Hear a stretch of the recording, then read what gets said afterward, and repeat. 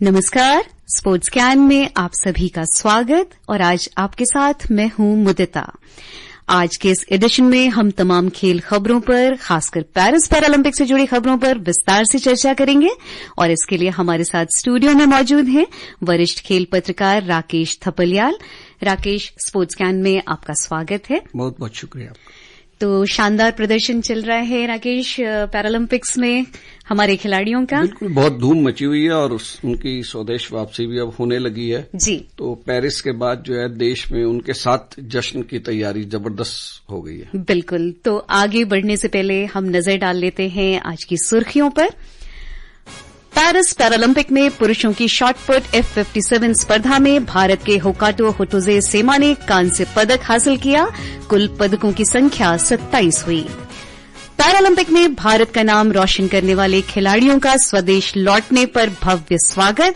केंद्रीय खेल मंत्री डॉ मनसुख मांडविया ने खिलाड़ियों को सम्मानित किया। तीरंदाज हरविंदर सिंह और स्प्रिंटर प्रीति पाल पेरिस पैरालंपिक के समापन समारोह में भारत के ध्वजवाहक होंगे और यूएस ओपन के पुरुष सिंगल्स में यानिक सिनर का सामना टेलर फ्रिट्ज से होगा।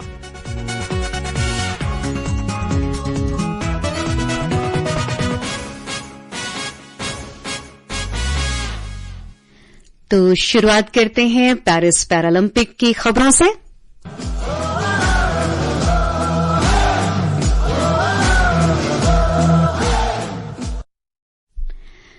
पेरिस पैरालंपिक में कल रात पुरुषों की शॉटपुट F57 स्पर्धा में होकाटो होटोजे सेमा ने कांस्य पदक हासिल किया। प्रधानमंत्री नरेंद्र मोदी ने सेमा को पदक जीतने पर बधाई दी है और थोड़ा सा हम श्रोताओं को बता देते हैं इनके बारे में। होकाटो सेमा भारतीय थल सेना के असम रेजिमेंट में हवलदार थे और 2002 में नियंत्रण रेखा पर एक अभियान के दौरान वो बारूदी सुरंग की चपेट में आ गए और उन्हें अपना एक पैर गंवाना पड़ा।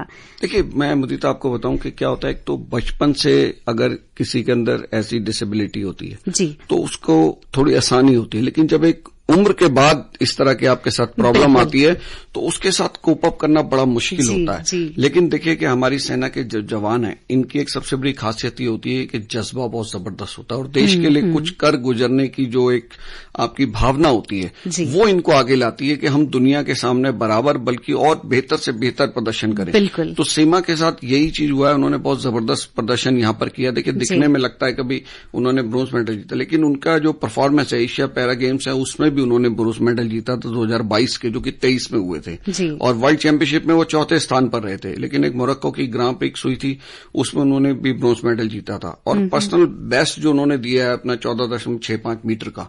तो एक अच्छी बात है कि हमारे पैरालंपियन न केवल पदक जीता है बल्कि उन्होंने अपना जो सर्वश्रेष्ठ प्रदर्शन है वो वहां पर किया है। ये वर्षों पहले ऐसा होता था कि विदेशों में सुविधाएं बहुत अच्छी होती थी, तो ये कहा जाता था कि जब आपको अच्छा एटमॉस्फेयर मिलता है, अच्छे इक्विपमेंट, अच्छी चीजें सब मिलती हैं, फिर भी आप जो भारत में प्रदर्शन करते हैं उतना प्रदर्शन भी वहां पे नहीं कर पाते थे। लेकिन आज स्थिति यह है कि हमारे जो एथलीट भारत में प्रदर्शन करके जाते हैं अपना सर्वश्रेष्ठ, उससे बेटर परफॉर्म कर रहे हैं वहां पर। बिल्कुल। और पदक भी जीत रहे हैं। बिल्कुल, उम्मीदों से बहुत बेहतर परफॉर्मेंस। और देखिए, सुदूर नागालैंड के किसी एथलीट का आके इस तरीके से पदक जीतना बहुत बड़ी चीज है। जी बिल्कुल बिल्कुल।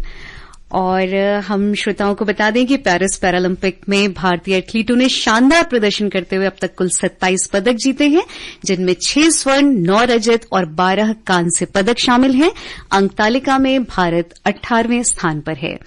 आज होने वाली स्पर्धाओं में शीर्ष धावक सिमरन शर्मा महिलाओं की 200 metre T12 final, Dilip Gavit पुरुषों के 400 मीटर T47 फाइनल और नवदीप पुरुषों की भाला फेंक F41 स्पर्धा के फाइनल में भाग लेंगे। और आज हुई अन्य स्पर्धाओं में महिलाओं की नौकायन VL2 200 मीटर में प्राची यादव फाइनल में 8वें स्थान पे, वहीं पुरुषों की कयाक सिंगल में यश कुमार सेमीफाइनल में अंतिम स्थान पर रहे। साइकिलिंग में ज्योति गडेरिया और अरशद शेख भी सफलता हासिल नहीं कर पाए। पैरा तैराक सुयश जाधव पुरुषों की 50 मीटर बटरफ्लाई S7 के फाइनल में प्रवेश करने में विफल रहे और तैराकी में भी इसके साथ भारत का अभियान समाप्त हो गया है। वहीं दूसरी ओर पेरिस पैरालंपिक में भारत का नाम रोशन करने वाले कुछ खिलाड़ी आज वापस स्वदेश लौटे। एयरपोर्ट पर इन खिलाड़ियों का भव्य स्वागत किया गया।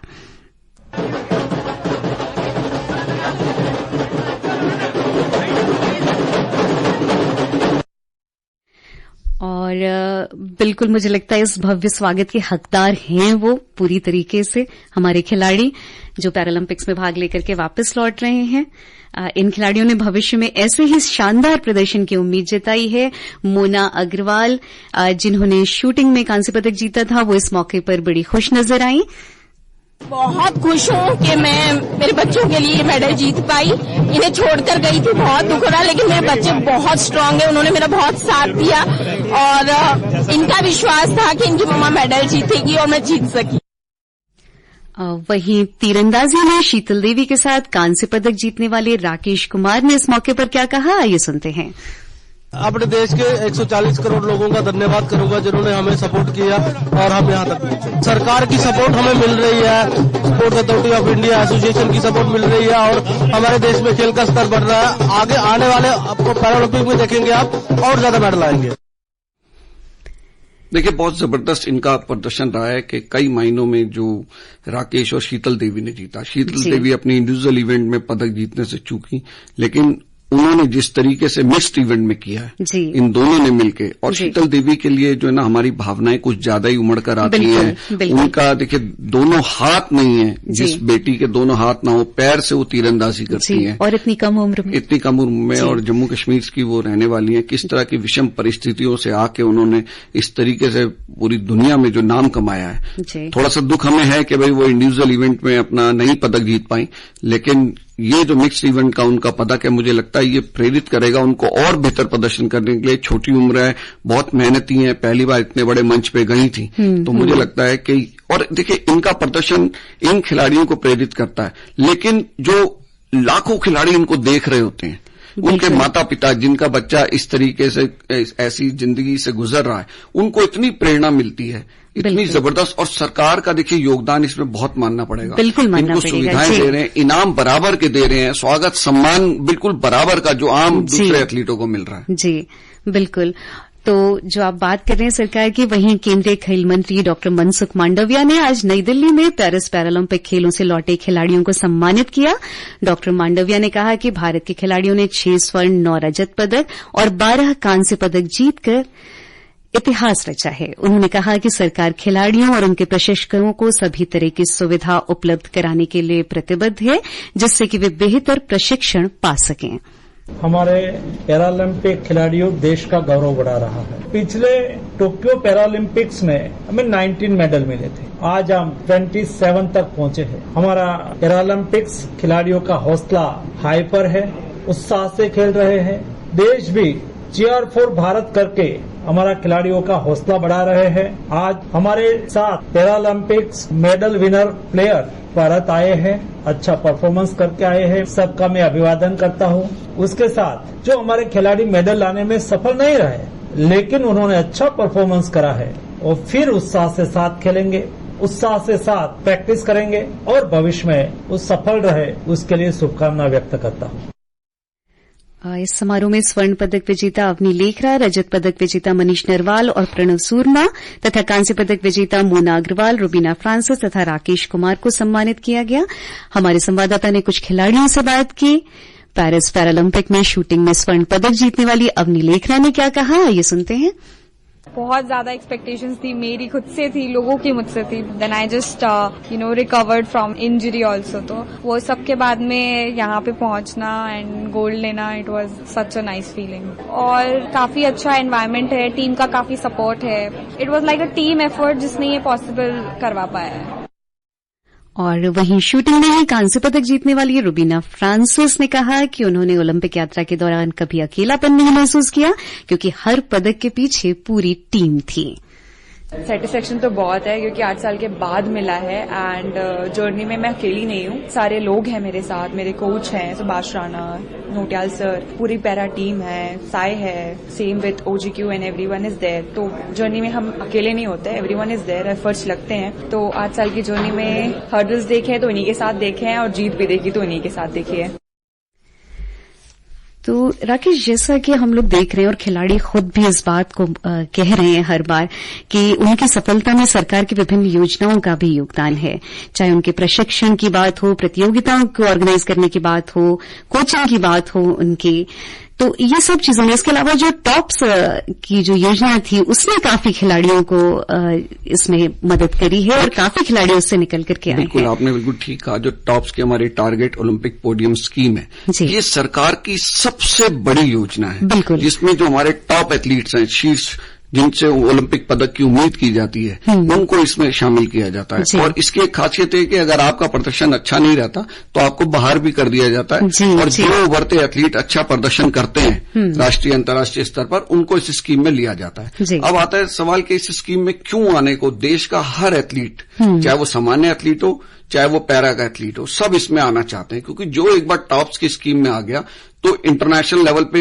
खेलने का, पैरालंपिक्स में जाने का, पैरा एशियन गेम्स में जाने का, पैरा के जो कॉमनवेल्थ गेम्स होते हैं या जनरल कैटेगरी के गेम्स हैं, सबका रास्ता यहीं से जाता है। मैक्सिमम एथलीट आपको टॉप्स के मिलेंगे। इसमें इनको 50,000 रुपए का पॉकेट अलाउंस मिलता है पर मंथ, उसका कोई हिसाब नहीं लिया जाता। ये जिस चीज पे चाहे उसको खर्च करें।